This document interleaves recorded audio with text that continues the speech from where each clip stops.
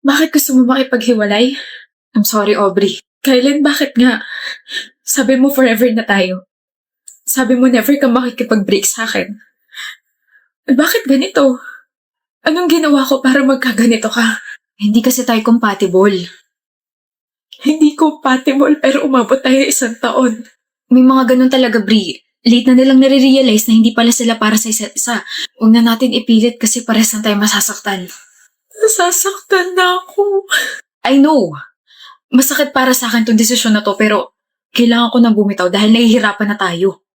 I'm sorry, Aubrey. Maybe sa next life natin, tayo na talaga, di ba? Huwag ka nang malungkot. Huwag ka nang umiyak, okay? Hindi talaga lahat ng relationship nag-work. I'm really sorry for this. Always remember na minahal kita at mahal kita. Sorry. Ano? Break na kayo ni Aubrey? 2 days ago pa. Parang hindi ka broken-hearted ah. Ginusto mo?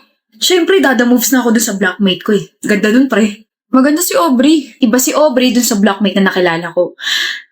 Sobrang, alam mo yun, swak yung personality namin. Parang nag-click agad kami. So, nagkagusto ka sa blockmate mo habang kayo ni Aubrey?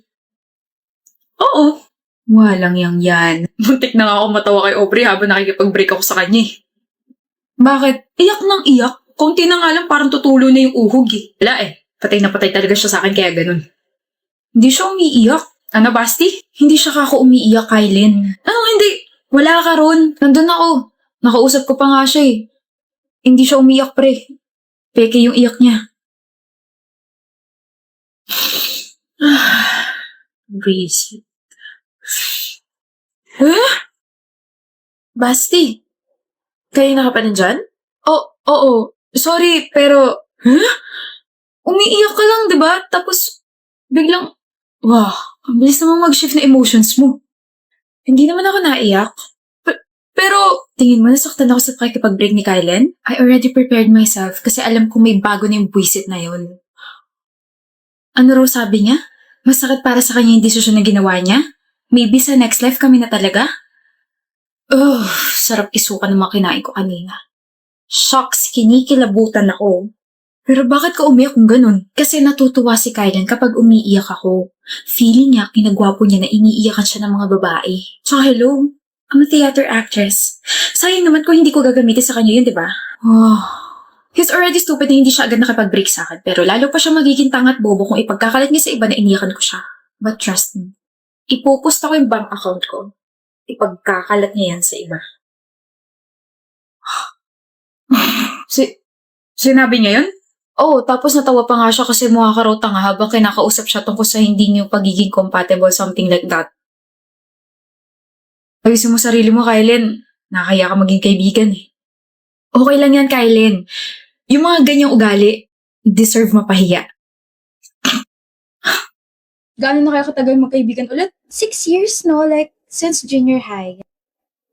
Tapos ngayon, parehas pa kayo ng pinapasukang university. Sinundan niya ako. Ang kapal na mukha mo, Kiana. Totoo kaya, takot ka mawala ko sa paningin mo. Utot mo. Aminin niyo nga, kayo ba? Hindi, no? We're best friends kaya. Oh. Best friends. Best friends.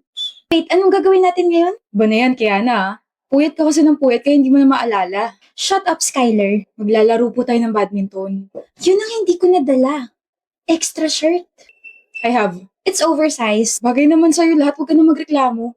Tsaka ito pala, pang-ipit. Bakit may pang-ipit ka? May girlfriend ka na, no? Girlfriend. Para sa'yo yan, lagi ka kasi nakakalimot magdali. Thank you. Anong ngiti yan? Umamin ka na kasi. Umamin? Ganun na ba ako halata? Utod mo! Anong hanap mo? Yung pinaprint ko, naiwan ko yata. Baka mo talaga. No, ibabagsak mo pa yung subject natin eh. Oh, I'm so glad I have you in my life, Skylar. Gawin na kaya kitang boyfriend ko. Gusto mo ba? Kadiri ka. Deserve. Skylar, samahan mo ko. Hindi nga pwede ngayon, kaya nasa susunod na lang. May date ka, no? Uy, hindi ah. Gagawa kasi kami ng project ng partner ko sa library. Kaya naman kasi dapat ako yung partner mo eh. Nagsiselos ka ba? Wag. Tsaka feeling ko, kung partner kita, edi wala tayong nagawa. Ganon. Hindi na kita kakausapin forever. Skyler, ito na pala partner ko eh. Hi, Tiana. Hi, Jam. Pahiram muna ako sa BFF mo ah. Kahit wag mo na ibalik. Sure ka? Gusto ko pa man din siya. Huh? Baliw! Oo, baliw sa'yo. Ano yung chinat mo? May sasabihin ka? Sakto ako rin. Tsaka may ibibigay ako sa'yo. May ibibigay ka? Sige, ikaw muna. Ladies first. May nanliligaw na sa akin.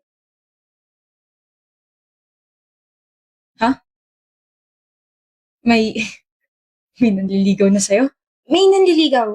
Si Darwin, yung nagpakilala sa akin before. Naalala mo ba siya? Gusto mo siya? Hindi. Pero niyayaya niya ako makipag-date. Like, getting to know daw. Getting to know. Eh di, may chance na maging kayo.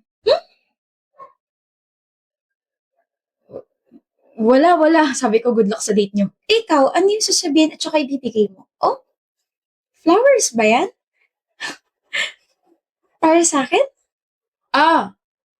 Ito? Ibibigay ko sa'yo ito kasi, kunwari, ikaw si Jam. Like, what if ikaw si Jam, tapos, pag binigay ko sa'yo ito, anong magiging reaction mo? Ganon. Oh, para sa kanya. Oo, para sa kanya to. Yun din yung sasabihin ko. Pare koy! Natanggap ko na yung invitation! Talaga? Bango ha? Congratulations, kakasal ka na. Janela, kain ko. Saksak mo na lang yun sa baga mo. I bought this for you. At wala akong pakialam. Akin na lang, Cairo. Kung ayaw ni Janela, akin na lang. Okay lang, diba? Yep, okay lang. Ba't ka ba habol ng habol dyan sa ex mo? Mukha kang tanga. Di ba obvious, Tel? I still love her. Yok, niloko ka na nga tapos ikaw pa yung may ganang maghabol? Wake up, stupid. Hoy, hindi ako stupid. Ay, ano, tanga lang. Ugh, I hate stupid people like you. Like, ang hilig mo magpakamartir. Ano ba yan? Hindi mo pa siguro nararanasang ma-in love. I already fell in love once. Ay, di ramdam mo nararamdaman ko. Honey, no. When my ex cheated on me, I only cried and moved on. Hindi ako naghabol dahil kapag ginawa ko yun, mag-feeling mataas siya tapos sa huli ako talo. That's Y-U-C-K. Yuck. Janela. Stop being so creepy, Cairo. Stop talking to me. Ano bang ginawa ko para lokohin mo ko? Hindi ba sapat yung pagmamahal ko para hanapin mo yun sa iba? You're too good for me, Cairo. I want someone na medyo bad boy. Gaya ni Glenn. Hoy, ano ka nasa Wattpad? Walang tugod sa taong marunong makontento. Hanap mo pala bad boy. Ay, suggest kantahin mo na lang yung kanta ng Red Velvet. Tara na nga. Sa kakasabat mo, akala mo ba magugustuhan ka ni Cairo? No. Hahabulin niya ako ng hahabulin hanggang sa ma-realize mo na kawawa ka sa huli. I told you, Cairo. Feeling mataas talaga yung mga ex na yan. Tara na kasi, Tel. Sayawin na natin yung nakita kong kumikembot sa TikTok yung girl. Sapak, gusto mo? Sus, nakita kita, pinapractice mo yun eh. Kulang ka na naman sa tulog. Kung ano-ano na naman yung nakikita mo. Cairo, Baka Janela? usap tayo. Tungkol? Tungkol sa ating dalawa. Pwede bang umalis ka muna? As properly, Janela. Di niya kaya yan. Nagsiselos eh. Sige, dun muna ako. Nagbago ka na. Tingin ko nga. I feel very happy this past few weeks. I'm sorry. For what? For pushing you away. For cheating on you. Hindi ko dapat ginawa yon. O tapos? Effective. Yung ano? Yung panggagamit mo dun sa babae para mapaselos ako. I realize na I still love you. I realize na infatuated lang ako kay Glenn. Her name is Tel and hindi ko siya ginagamit para mapaselos ka. Saan nanggagaling yan? Come on, Cairo. You won. I regret everything that I did. Hindi dapat ako nagloko. I'm here na. Tayo na lang ulit. Iwan mo na yung babaeng yun. Sabing Tel yung pangalan niya eh. Sabi mo mahal mo ko. I loved you but you wasted that. Ngayon naka-move on na ako. At ngayon, masaya na ako sa taong nagugustuhan ko. At yun ay si Tel. Okay? Kanina ka pa dyan? Narinig mo lahat? Sabing Tel yung pangalan niya eh. Ngayon naka-move on na ako. At ngayon masaya na ako sa taong nagugustuhan ko. At Tel naman eh. gusto mo pala ako, ha? Ewan ko sa'yo. Don't worry. Walang habol ang mangyayari sa ating dalawa. Anong meaning nun? Ted!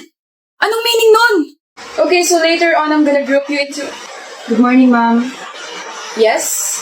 May I excuse Ellie Natividad? Boyfriend mo? No. Why? Bibigay ko lang po yung pagkain niya. Ako wala.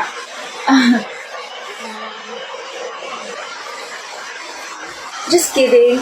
Miss Natividad, tawag ka ng boyfriend mo. Ma'am, hindi po siya boyfriend. Oh, manliligaw? Yes po. I am her sweetheart. Oh, how sweet. Go on. Hey, Hi. here. Thank you, Tom. That's your favorite. Ma'am, hindi ka magsasana all? No. Faster, Miss Natividad, may i-discuss pa ako. Yes, ma'am. Call me, okay? Thank you, ma'am. You're welcome. Bye. Bye. Mga kabataan nga naman eh. Nakikinig ka ba, Lucho? Ha? Sorry, ano ulit yun? Sabi ko, punta tayong Boracay next week kasi sem break na natin. Why are you hesitating? Akala ko ba gusto mo rin pumunta ron? Di ko pa pala nasasabi sa'yo. Ano? Trish, hindi na kita masasama sa mga gusto mong puntahan. Bakit? Wait. Are you breaking up with me? No. I will never do that. Love, you're scaring me. Ano bang problema? Magdadrop na kasi ako. Drop out? Okay naman mga grades mo ah. Natanggal si Papa sa trabaho tapos na-aksidente si Mama tapos kailangan ko magdoble kahit para mapag-aral muna yung kapatid ko. Sorry. No, you don't have to say sorry. Walang kasalanan. And we can always postpone our plans. Mas importante yung pamilya mo. Thank you. Sorry kung hindi tayo sabay makakagraduate. It's fine. I'm here. Hi, love. Sakto kakatapos na ng shift ko. Kumain ka na? Oh, ikaw ba? Tsaka alam mo ba, may nakuha ulit akong trabaho malapit sa amin. 3 na trabaho mo? Nagpapahinga ka pa ba? Isa-isa lang at baka mapano ka. Namumputla mo no. Kailangan eh. Uunahin ko muna yung bill ni Mama kasi palaki na ng palaki. Please take a rest and don't skip meals, okay? Baka masani akong palagi mo kung dinadalaw dito sa trabaho ko I just wanna deliver some good news. Ano yun? Enrolled ka na? Discharge na si tita sa ospital. Huh? Bayad na yung bill niya. Paano? I paid for it. Galing sa ipon ko. Krish! And also here. Ano to? Enrolled ka na for the second sem. Pumasok ka next week 1 year na lang naman gagraduate na tayo eh. Ako na magbabayad dun. Krish, bakit? I'm now working sa family business namin. Double shift. Sinasweldahan ako ron. Kaya, please, let me help you, love. Babayaran kita. No, I won't let you do that. Kung babayaran mo ako sa kapatid mo na lang. I told you I'm still here, diba? Thank you. Sobrang thank you. Now quit your 2 other jobs and take a proper rest para magka-energy kang mag-aral ulit. Let's go. Huwag mo muna tatanggalin blindfold mo. Tatanggalin ko na. Love, isa. Okay, I'm just kidding. Okay, tanggalin mo na. Charan! Kaninong bahay to? Sa'yo. Huh? Sa akin? Hindi sa atin? Huh? Pangalan mo nilagay ko sa titulo eh. Tsaka ito yung dahilan kung bakit busy ako this past few months. Inaasikaso ko tong bahay. Lucho. 8 years ago, nung pinlano ko to. Sorry kung ang tagal Visit ka, akala ko ayaw mo na magpakasal sa akin, kaya masyado kang busy. Ano ka ba nung niligawan kita, alam ko pakakasalan na kita. Kaya maraming salamat, mahal. Sobrang salamat. I love you, Lucho. And I love you, Krish. Pasok na tayo?